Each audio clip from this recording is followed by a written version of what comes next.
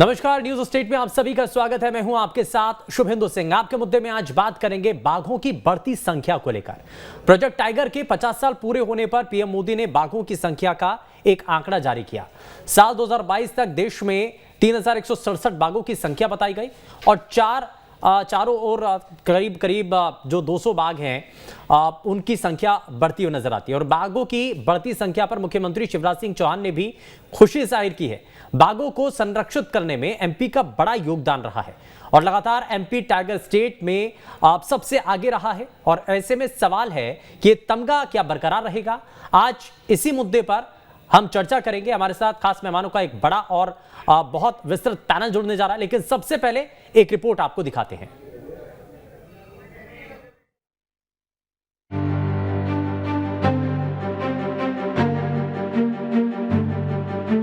Tiger Madhya Pradesh में जिंदे हैं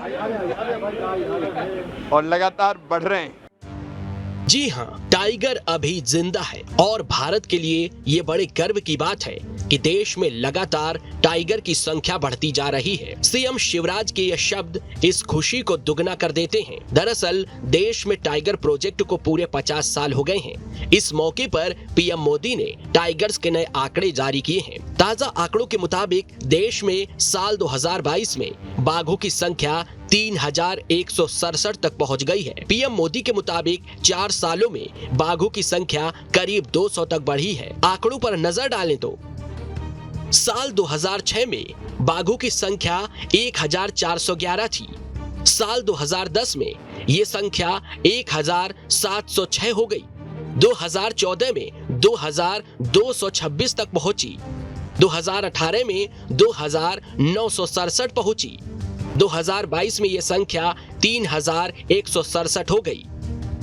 यानी साल दर साल बाघों की संख्या में इजाफा हुआ है। प्रोजेक्ट टाइगर के 50 साल के मौके पर कर्नाटक के मैसूर में आयोजित कार्यक्रम के दौरान पीएम मोदी ने बाघों की बढ़ती संख्या को बड़ी उपलब्धि बताया है। पीएम ने कहा है कि भारत ने न सिर्फ टाइगर को बचाया बल्कि उनको फलने फूलने का एक इकोसिस्टम दिया है। भारत ने टाइगर को न सिर्फ बचाया है बल्कि उसको फलने फूलने का एक बेहतरीन इकोसिस्टम दिया है।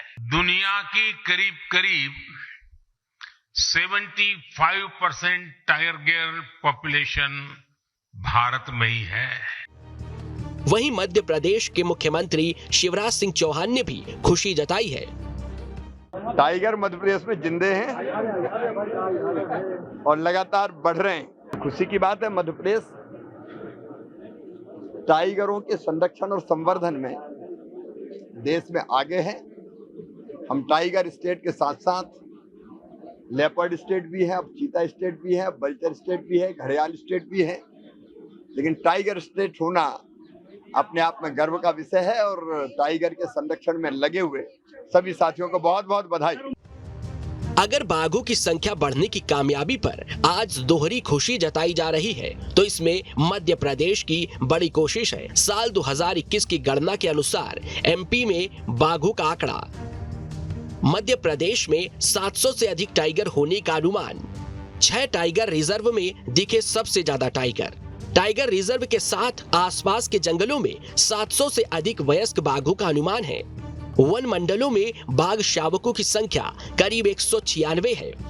अकेले बांधवगढ़ टाइगर रिजर्व में 150 से ज्यादा बाघ होने की संभावना है। कान्हा में बाघों की संख्या 120 से ज्यादा बताई जा रही है।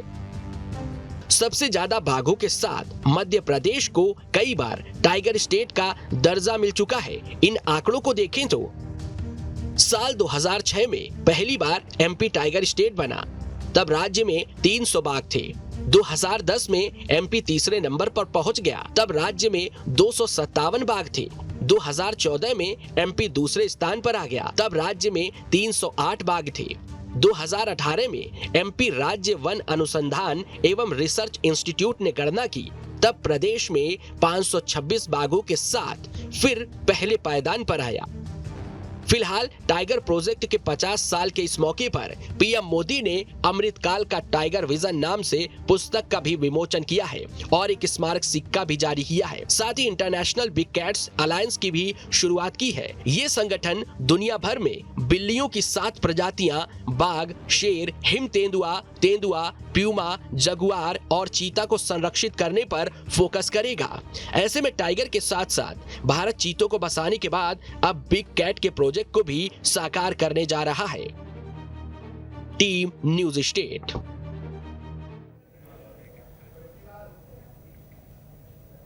और बीते समय में बाघों की बढ़ती संख्या को लेकर एमपी का खास तौर पर एक अलग रोल रहा है और मध्य प्रदेश की जो कोशिशें हैं वो बहुत सार्थक नजर आई और इसलिए बाघों की जो संख्या है पूरे देश भर के अंदर बढ़ी है और खास करके एमपी में भी बहुत तेजी के साथ बढ़ी है। लेकिन इसके पीछे कारण क्या है और आगे आने वाले समय के अंदर हमें और क्या सावधानियां बरतनी है, ये टाइगर स्टेट का जो तमगा है उसको बरकरार रखने के लिए हमें क्या और कोशिशें करने की जरूरत है, जरा इन्हीं सवालों के साथ कार्यक्रम को आगे बढ़ाते हैं। लेकिन सबसे पहले आपको जरा आज के खास पैनल से मिलवा देते हैं। हमारे साथ वन विहार पार्क के रिटायर्ड डायरेक्टर सुदेश वाघमारी जी कार्यक्रम में जुड़ चुके हैं।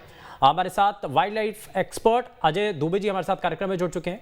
भारतीय जनता पार्टी से नेता धैर्यवर्धन शर्मा जी कार्यक्रम में जुड़ चुके हैं और कांग्रेस पार्टी से प्रवक्ता संतोष गौतम जी हमारे साथ कार्यक्रम में जुड़ चुके हैं। सभी का बहुत स्वागत है कार्यक्रम में, क्योंकि आज बड़ा अलग टॉपिक भी है और बाघों की बढ़ती संख्या को लेकर जहां एमपी का बहुत हद तक रोल रहा है। इसी सवाल के साथ जरा मैं शुरुआत भी कर रहा हूं। धैर्यवर्धन शर्मा जी, आज खुश तो बहुत होंगे, लेकिन इसमें श्रेय लेना सिर्फ अकेले खुद बीजेपी के लिए ये भी ठीक नहीं होगा, क्योंकि कांग्रेस के नेता भी ये कह रहे हैं कि साहब इसमें कामकाज तो हमारा भी था, सहयोग तो इसमें हमारा भी है। देखिए, मध्य प्रदेश की सरकार ने सच में अनूठा काम किया है। जीवों के संरक्षण में टाइगर की संरक्षण हो, उनकी वृद्धि हो, वंश वृद्धि हो, उसके लिए एटमॉस्फेयर प्रदान किया है, उनको वातावरण दिया है, उनको सुविधा दी है और हम सृष्टि के, प्रकृति के विधान में भरोसा भी रखते हैं कि प्रत्येक जीव को, प्रत्येक जंतु को अपनी वंश वृद्धि का अधिकार है, वंश वेग बढ़ाने का अधिकार है और सभी को इस दुनिया में स्वच्छंद तरीके से जीने का अधिकार मिले। ये सत्ताओं का ये दायित्व भी है, शासक का दायित्व है। मध्य प्रदेश की सरकार ने राज्य में पर्यटन वृद्धि के लिए इसी मूल मंत्र को ध्यान में रखते हुए काम किया और उसके शानदार परिणाम आज सामने आ रहे हैं। 2022 से 2023 के बीच की भी तुलना करें तो जो अनुमान बताया जा रहा है वो 150 से अधिक टाइगर की वृद्धि का अनुमान है। हमारे 6 टोटल रिजर्व थे, अब शायद 7वां हो जाएगा शिवपुरी में भी, क्योंकि 3 टाइगर नए सिरे से अभी महीने भर पहले ही छोड़े गए हैं। तो मुझे लग रहा है कि ये सरकार बहुत ईमानदारी से प्रयास कर रही है। ठीक है, देश भर की बात अलग, लेकिन एमपी में जो टाइगर की या बाघों की जो संख्या तेजी के साथ बढ़ी है, श्रेय किसको देंगे आप? श्रेय निश्चित तौर पे प्रकृति को होता है, पर जो सरकार जिस समय काम कर रही है, जो संसाधन उपलब्ध करा रही है, शिकार पर प्रतिबंध लगा रही है, जीवों को आहार दे रही है, सुरक्षित स्थान दे रही है, अभयारण्य की सारी सुविधाएं नियमानुसार उपलब्ध करा रही है, तो सरकार को श्रेय क्यों नहीं मिलना चाहिए? ठीक है, शिवराज सरकार को श्रेय मिलना लाजिमी है। संतोष गौतम जी, जरा जल्दी से एक रिएक्शन इस पर पॉलिटिकली, उसके बाद में एक्सपर्ट्स के बाद जाऊंगा, जरा समझूंगा कि इसके संकेत क्या है। लेकिन जरा सबसे पहले श्रेय तो लिया जा रहा है, बीजेपी के नेता कह रहे हैं कि सरकार अगर काम कर रही है तो श्रेय क्यों ना मिले, इसका जवाब दीजिए सर। देखिए, श्रेय मिलना चाहिए। मैं मध्य प्रदेश की जनता को बहुत बहुत बधाई देता हूं कि वो टाइगर स्टेट का दर्जा मध्य प्रदेश को फिर से मिला है और शिवराज सिंह को श्रेय लेना चाहिए, इसमें कोई आपत्ति नहीं है। हालांकि इसमें जन जागरूकता का बहुत बड़ा हाथ है और इसमें अगर शिकारियों ने करंट लगा के या विभिन्न तरीके से अगर बाघों की हत्या न की होती, तेंदुओं की हत्या न की होती, तो यह संख्या और भी बढ़ सकती थी। मैं समझता हूँ शिकारियों पर भी अंकुश लगाना, उन पर कसावट करना भी बहुत जरूरी है। लेकिन मैं एक चीज इसमें और भी जोड़ना चाहता हूँ कि अगर श्रेय लेने के जल्दी में है सरकार, तो श्रेय उसको इस बात का भी लेना चाहिए कि कुपोषण में आज नंबर 1 है, उसके लिए कोई श्रेय नहीं लेती सरकार। गरीबी से लगातार इनकार करती कि मध्य प्रदेश बीमारू राज्यों में झारखंड और बिहार से उसकी तुलना हो रही है और ये हम नहीं कह रहे हैं, ये केंद्र सरकार की रिपोर्टें समय समय पे करती रहती है, कहती रहती है। निवेश यहाँ पे नहीं आ रहा, 6 इन्वेस्टर मीट के बावजूद यहाँ निवेश नहीं आ रहा है। लेकिन इन सब चीजों के लिए शिवराज कन्नी काटते हैं, लेकिन जैसे ही प्राकृतिक चीजों के कारण भी उनको श्रेय मिले तो श्रेय लेने की होड़ में भारतीय जनता पार्टी पूरी आगे आ जाती है। क्यों नहीं बताती कि बेरोजगारी में आज मध्य प्रदेश का क्या स्थान है, क्यों नहीं बताती कि मध्य प्रदेश में आज भी सबसे ज्यादा पूरे देश में कुपोषित जिला यदि कोई हो तो श्योपुर है? क्यों नहीं बताती कि अलीराजपुर आज भी देश का सबसे गरीब जिला है? मैं समझता हूं कि अगर श्रेय ले तो जिस काम के लिए उनकी भर्त्सना होना चाहिए उसकी भर्त्सना भी होना ही चाहिए। और मैं बिल्कुल साफ कहता हूं कि आज अगर उनको श्रेय मिला पूरी पूरी बधाई है, लेकिन मैं कहता हूं कि प्रदेश में और भी जरूरी मुद्दे हैं। गरीबी है, बेरोजगारी है, भ्रष्टाचार है, नर्मदा नदी का अवैध उत्खनन है, विभिन्न घोटाले हैं। इन पर भी सरकार को आगे आके कहना चाहिए कि हमने इन मोर्चों पर ये काम किया है। ठीक है, यानी कि आप ये मान रहे हैं कि प्रकृति के साथ जो बहुत हद तक परिवर्तन लाने की कोशिश की जा रही है ताकि संरक्षण किया जा सके बाघों का, जीवों का, उसमें कुछ हद तक अच्छा काम हो रहा है। क्या मैं थोड़ा सा जरा जल्दी से आगे बढ़ते हुए मैं इसमें अजय दुबे जी इसमें बड़ा वाजिब सा सवाल उठाया यहाँ पर संतोष गौतम जी ने। उनका ये कहना है कि अगर बहुत सारे ऐसे बाघ हैं जिनको करंट लगा करके मौत के घाट उतार दिया जाता है, एक बार नहीं कई बार ऐसी घटनाएं अलग अलग जीवों के साथ होती हुई नजर आई हैं, अगर ऐसा नहीं होता तो शायद ये संख्या और भी ज्यादा बढ़ जाती। ये एक बड़ा चैलेंज भी है। अब बड़ी संख्या में बाघ तो हैं, हमारे पास उतना बड़ा क्षेत्र भी है, बड़ी संख्या में बाघों की संख्या भी हो चुकी है, लेकिन अब उनको संरक्षित करना, सुरक्षित रखना ये बहुत ज्यादा जरूरी हो चुका है।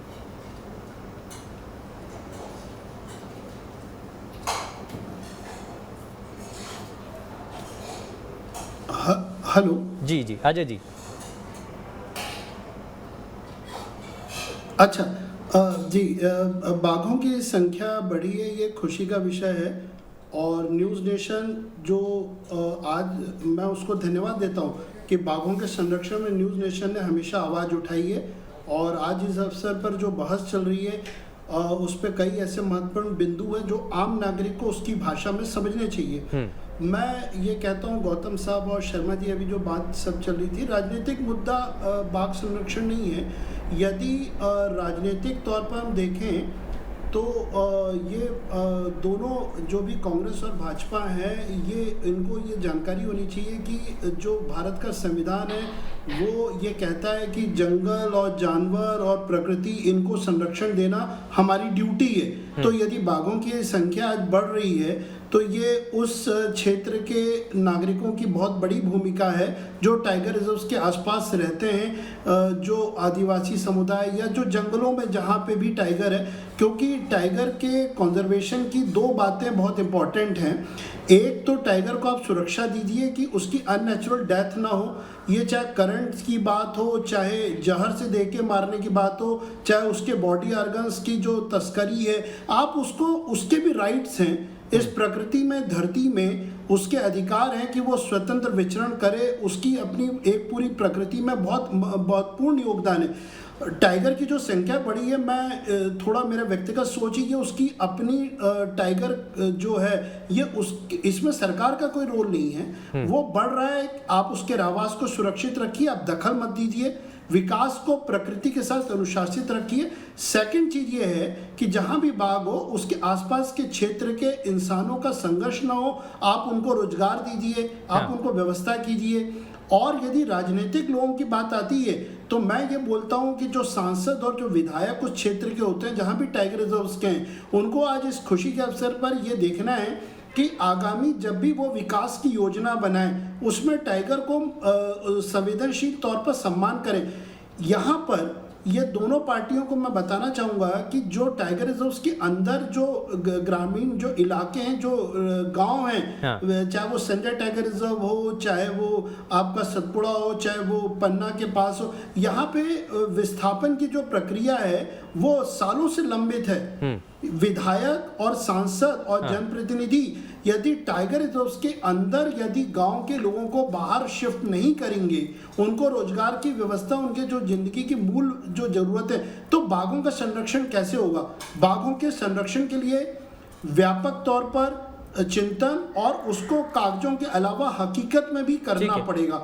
बड़ा वाजिब सा सवाल भी है। और जो ये पूरा वन्य क्षेत्र है और खास करके टाइगर रिजर्व के आसपास जो ग्रामीण या रिहायशी इलाके हैं, वहाँ पर कम से कम लोगों को शिफ्ट करने के लिए जो एक लंबे समय से प्रोसेस अटका हुआ है उसको तेजी से आगे बढ़ाने की जरूरत है ताकि जो टकराव की स्थिति है कम से कम वो देखने को ना मिल सके। सुदेश वाघमारे जी लगातार हमारे साथ कार्यक्रम में। सुदेश सर, एक चीज, क्योंकि ये जो अभी 50 साल का जो रिकॉर्ड सामने आया है उसमें एमपी का जो परफॉर्मेंस रहा है वो सबसे अव्वल है। और ये तमगा हमारे पास बना रहे, एमपी के पास बना रहे, इसके लिए और क्या कोशिशें होनी चाहिए। बड़ी अच्छी बात है कि हमारे पास हम टाइगर स्टेट के तौर पर सबसे आगे रिप्रेजेंट कर रहे हैं देश भर के अंदर, लेकिन ये तमगा हम बरकरार आगे कैसे रख पाएं, क्योंकि जैसे जैसे संख्या बढ़ रही है वैसे वैसे चुनौतियां हमारे सामने बहुत सारी हैं।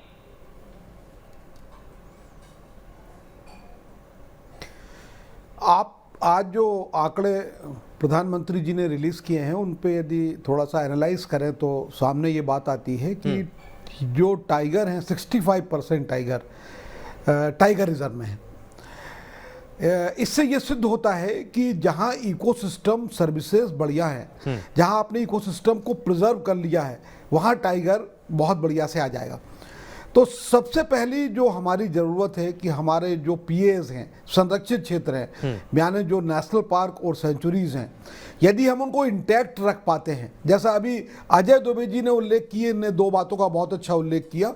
एक पहला तो यह कि सब कॉन्स्टिट्यूशन के आर्टिकल 51A(G) में हमारे फंडामेंटल ड्यूटीज बताई गई हैं, हमारे फंडामेंटल राइट्स हैं जिनको तो हम एंजॉय करते रहते हैं, मगर उन फंडामेंटल ड्यूटीज को हम एंजॉय नहीं करते, माने फंडामेंटल ड्यूटीज पर ध्यान नहीं देते। वो फंडामेंटल ड्यूटी क्या है कि आप जंगल का संरक्षण करेंगे, आप नदियों का संरक्षण करेंगे, आप प्राकृतिक चीज़ों का संरक्षण करेंगे, आप वाइल्ड लाइफ का संरक्षण करेंगे, और आप इन सब से का एक सस्टेनेबल डेवलपमेंट का एक कार्यक्रम लागू करेंगे। ये हमारा संविधान कहता है, जिसकी तरफ फंडामेंटल ड्यूटीज की तरफ जन सामान्य का, या हम यहाँ पे कह सकते हैं जन सामान्य से मतलब कोई भी पार्टी हो, विपक्ष या पक्ष, दोनों पार्टियों का उतना अच्छा इन्वॉल्वमेंट नहीं है। नंबर एक। नंबर दो, मैं फिर से आता हूँ आपको इकोसिस्टम पे। तो मध्य प्रदेश में जो इकोसिस्टम है हमारे टाइगर रिजर्व में और नेशनल पार्क में, सेंचुरीज में, वो बहुत ही बढ़िया सस्टेनेबल इकोसिस्टम है। इकोसिस्टम से मतलब हुआ कि आप बहुत बढ़िया घास है, बहुत अच्छी बायोडाइवर्सिटी है, बहुत अच्छा पानी है, बहुत अच्छा शेल्टर है, और इस सब के साथ डिपार्टमेंट की एक्सपर्टाइजनेस प्लस प्रोटेक्शन बहुत बढ़िया है। ठीक है। देखिए, जो बात अभी की गई करंट लगाने से या दूसरी विधियों से, बहुत ही आप यदि पूरी तरह से वो घटनाओं को देखेंगे पोचिंग की, तो वो बहुत ही नेग्लिजिबल हमारे सामने रिजल्ट आता है निकल के, कि बहुत ही नेग्लिजिबल किस्म की घटनाएं हैं, और वन विभाग बहुत ही इसमें काफ़ी सजगता से काम करता है। हालांकि उसका क्रिटिसाइज किया जाता है उसको, मगर वो विपरीत परिस्थितियों के बीच में भी अच्छा, हम अक्सर ना सुदेश सर कई बार सवाल उठा देते हैं, हम ये कहते हैं कि रिजर्व में जो पार्क के प्रबंधन के लोग हैं वो सही से काम नहीं कर रहे हैं, इसीलिए वहां पर बाघों की मौत हो जाती है। जैसा आप कह भी रहे हैं कि करंट लगा करके ये बहुत छुटपुट घटनाएं होती हैं, लेकिन जब ऐसी कोई घटना हो जाती है, क्योंकि आप तो देखा भी है, आपने बहुत करीब से देखा है, तो उस वक्त दिमाग में चल क्या हो रहा होता है, और बाघों को या फिर किसी भी वन्य जीव को बचाने के लिए क्या कोशिशें, क्योंकि ये कहा जाता है क्रेडिट लेने के लिए तो सब आ जाते हैं, कोई भी पॉलिटिकल पार्टी भी हो वो भी क्रेडिट लेते हैं, लेकिन प्रशासन के लिए तो सबसे बड़ी चुनौती होती है, क्योंकि उनको सही गलत दोनों काम आपको वहां पर बैलेंस होकर के दिखना पड़ेगा। प्रेशर भी होता है क्या? देखिए, इसको इस तरह से भी लीजिए कि हम लोग मानव समाज है, यहाँ हम लोग बच्चे पैदा भी हो रहे हैं रोज और मर भी रहे हैं। बिल्कुल ऐसी घटना जंगल में भी प्राकृतिक रूप से घट रही है। तो निश्चित रूप से टाइगर की, आप मध्य प्रदेश की सोच के देखिए, 500 टाइगर यदि हमारे पास हैं, तो निश्चित रूप से यदि हमारे पास साल भर में 100 बच्चे पैदा होते हैं टाइगर के, या अगले 4 साल में 100 बच्चे पैदा हुए हैं, तो निश्चित रूप से हमारे 60-70 टाइगर प्राकृतिक रूप से भी मरे होंगे। तो वो भी तो कंपेंसेट कर रही है प्रकृति, उनको भी पूर्ति भी कर रही है, और जो मर रहे हैं हर बार हम ऐसा नहीं कह सकते कि नहीं, शिकार से भी मर रहे हैं। कुछ तो प्राकृतिक घटनाओं से मर जाते हैं, जैसे इन फाइटिंग, अपनी टेरिटोरी के झगड़े के लिए एक बात, दूसरे वार्धक्य, सेरेनिटी बोलते हैं जिसको, उसके कारण भी मरते हैं। तो जो मरने वाली प्रक्रिया है, यदि पोचिंग के कुछ अपवाद छोड़ दें, तो एक सहज और प्राकृतिक क्रिया है जो चलती रहती है, और उसके लिए किसी भी, चाहे सत्ता वाली पार्टी हो या हमारा प्रेजेंट एडमिनिस्ट्रेशन हो या हमारा सेटअप हो, उसको आप उस पर उंगली उठाना दोषपूर्ण है। ठीक है, मैं जरा वापस से लौटूंगा और जरा आपसे ये भी समझूंगा कि जैसे जैसे बाघों की क्षमता बढ़ रही है, बाघों की संख्या बढ़ रही है, वैसे वैसे क्या लोड नहीं पड़ रहा है, और इनको मैनेज करने के लिए क्या जो प्रशासनिक अमला है उसमें क्या आगे कोशिशें करेगा। लेकिन जरा धैर्यवर्धन शर्मा जी, एक सवाल ये, क्योंकि जैसे जैसे हालांकि बहुत कम ऐसे केसेस आते हैं जिसमें करंट लगने जैसी घटनाएं ऐसी सामने आती हैं, और अधिकारी भी इस पर कह रहे हैं, और जो पहले सिस्टम के लोग रहे हैं वो भी इस बात को कह रहे हैं कि ये घटनाएं बहुत कम है, इसको नेग्लिजिबल माना जा सकता है, क्योंकि बहुत तेजी से बाघों की संख्या बढ़ भी रही है। लेकिन अब आगे का रोड मैप क्या है, प्लान क्या है, सरकार किस दिशा में आगे बढ़ना चाहती है? क्योंकि इकोसिस्टम जो तैयार हो रहा है ना, उसके लिए सोच भी बड़ी जरूरी होती है। मुख्यमंत्री अलग अलग जगहों पर हम देखते हैं पौधारोपण करते हुए नजर आते हैं। आपको लगता है कि इसका भी एक बड़ा मैसेज लोगों के बीच में गया है, वृक्षारोपण होना, पौधारोपण होना? नहीं, मुझे लगता है देखिए शिकारी अपना काम करते हैं, पर उनको कानून का भय होना चाहिए। सरकार का यही काम है, तो सरकार ने वैसे भी किया है। हमारा जो वन विभाग का प्रशासनिक अमला है, उसने धरातल पर शिकारियों से कैसे उस वन्य क्षेत्र की रक्षा की जा सके उस पर काम किया, और जहां ऐसा लगा कि कार्रवाई होनी चाहिए, लोगों को दंडात्मक कार्रवाई के लिए आवश्यक प्रावधान हुए, उन पर एफआईआर दर्ज हुई, उनको जेल भेजा गया है। इसका भी एक भय व्याप्त हुआ है। और मैंने बताया ना कि प्रकृति में भी समय के साथ साथ नई नई सोच उत्पन्न होती है। हाँ। मुझे लग रहा है जो नई पीढ़ी है उस जैव विविधता के महत्व को समझती है, लेकिन एक बड़ा सवाल है सर, नरेवर्धन शर्मा जी, समझती है। अभय दुबे जी ने एक सवाल उठाया। उन्होंने कहा कि जहां टाइगर रिजर्व है, वहां पर जो रिहायश इलाका है, वहां के लोगों को विस्थापित करने के लिए एक लंबे समय से प्रोसेस अटका हुआ है। क्यों नहीं उसको, क्योंकि हम अक्सर देखते हैं कई बार टकराव की स्थिति बन जाती है, आम लोग घायल भी हो जाते हैं, कई बार उनकी मौत तक हो जाती है। तो ऐसे में ऐसे टकराव की स्थिति को दूर करने के लिए इस पर कोई विचार किया गया है क्या? देखिए, मुझे लग रहा है कि उसके प्रयास निरंतर जारी रहते कि टकराव ना हो, और विस्थापन के लिए जो विभागीय प्रक्रिया है, जो राशि उसके लिए निर्धारित है, वो दी जाती है। यदि नए मूल्यांकन के आधार पर राशि चाहते हैं तो विभाग उसके लिए भी प्रस्तावित करता है। पर यदि अपेक्षा से अधिक लोग अपनी मर्जी से कुछ उसके लिए कंपनसेशन मांगेंगे, कुछ सुविधाएं मांगेंगे, तो मुझे लग रहा है वो अधिकारियों के वश में नहीं होता है। वो राज्य सरकार, केंद्र सरकार, इन सब का विषय होता है। तो जो एक पूरे देश में, पूरे राज्यों में इसके लिए पॉलिसी तय की जा चुकी है, उसके अनुरूप सरकार हमेशा प्रयास करती है, वन्य अधिकारी भी प्रयास करते हैं।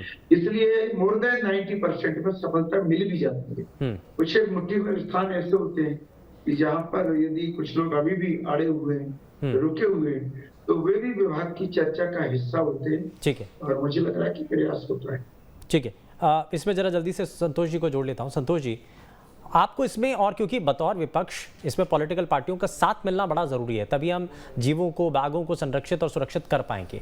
कोई ऐसा सुझाव आपको लगता है कि अगर आप भी सत्ता में होते, क्योंकि 15 महीने आप भी सत्ता में रहे, कुछ ऐसी सोच होती है कि हम लॉन्ग टर्म अगर सत्ता में रहते तो शायद हम ये कर देते, तो ऐसा कुछ अगर आपके पास भी विजन है या ऐसा कोई सुझाव है तो भी आप दे सकते हैं। अधिकारी भी हैं, भारतीय जनता पार्टी के प्रवक्ता भी हैं, उसको इम्प्लीमेंट भी कर लिया जाएगा।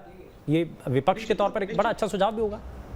निश्चित रूप से अजय दुबे जी ने एक बहुत ही महत्वपूर्ण सुझाव दिया कि जो एनक्रोचमेंट हो रहा है, जो अतिक्रमण हो रहा है मनुष्यों द्वारा वन की सीमा में, तो मैं समझता हूं कि जानवरों को भी स्वच्छंद रहने का अधिकार है उनकी सीमा में।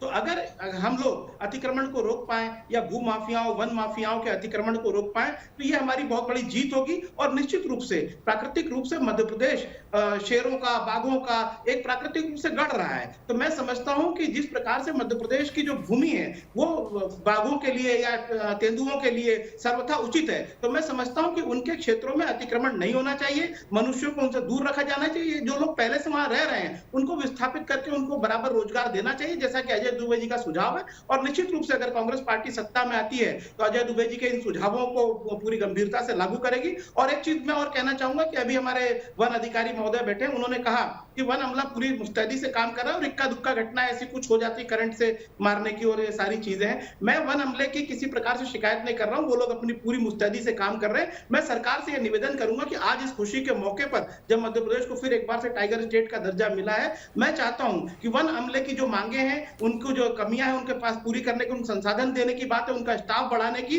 तो सरकार को इस पर गंभीरता से विचार करके उनकी मांगों को पूरा करना चाहिए। ठीक है, सुदेश वाघमारे जी, बहुत सारे ऐसे वन्य जो जीव होते हैं उनसे टैकल करने के लिए जो हमारी टीमें जब जाती हैं लोकल ग्राउंड पर, वहाँ पर बहुत सारे इक्विपमेंट है जिनकी ज़रूरत उनको होती है, लेकिन वहाँ पर उनको उपलब्ध नहीं होते हैं।